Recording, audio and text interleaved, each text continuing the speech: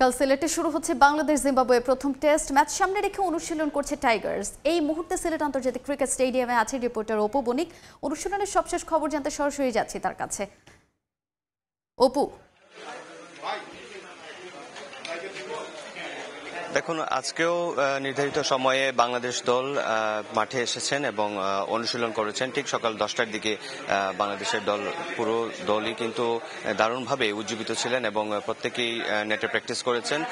এর আগে কিছু শারীরিক যেগুলো কসরত রয়েছে সেগুলো কিন্তু তারা কন্টিনিউ করেছেন এবং আমরা যেটি দেখতে পেয়েছি নেটে কিন্তু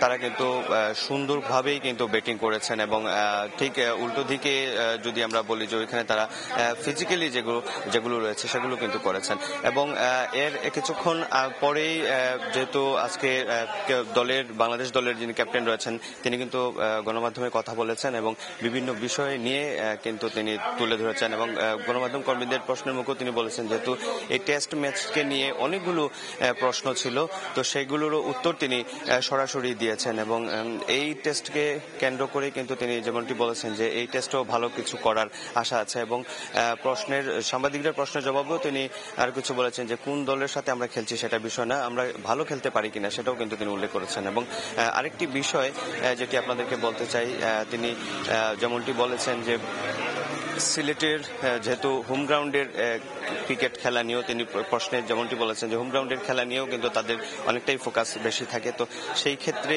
এখানেও কিন্তু একটু পরিবর্তনের বিষয়গুলো তিনি তুলে ধরেছেন। তো যেহেতু বাংলাদেশ দলের অনুশীলন চলছিল তো আমরা সেটাই কিন্তু লক্ষ্য করেছি এবং আজকে কিন্তু বাংলাদেশ সিলেটের আবহাওয়াটা অন্যান্য দিনের তুলনায় কিন্তু আজকে আবহাওয়াটা অনেকটাই ভালো এবং খুব চার্মিং মোডে কিন্তু তারা মাঠে অনুশীলন করতে পেরেছিলেন।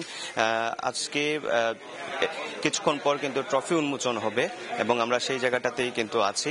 তো আজকের সিরিজের ট্রফি উন্মোচনে আজকে যারা এখানে উপস্থিত হবেন সবাইকেই আমরা এখানে দেখতে পারবো কিছুক্ষণের মধ্যেই। আর ট্রফি উন্মোচনের পরেই কিন্তু জিম্বাবুয়ের একটি প্রেস কনফারেন্স রয়েছে এবং ঠিক 2টার দিকে কিন্তু জিম্বাবুয়ের টিমও কিন্তু মাঠে অনুশীলনে নামবে। তো গত 2 দিন আমরা মাঠে যে পরিস্থিতি লক্ষ্য করেছি প্রচুর পরিমাণে বৃষ্টি ছিল এবং এই বৃষ্টির পরেও কিন্তু অনুশীলনে একটু বিঘ্ন ঘটেছে। আজকে আমরা ঠিক তেমনটি দেখতে পারিনি। তো আজকের বাংলাদেশ দলের অনুশীলনের এই ছিল সিলেট আন্তর্জাতিক ক্রিকেট স্টেডিয়াম থেকে আমার কাছে সর্বশেষ।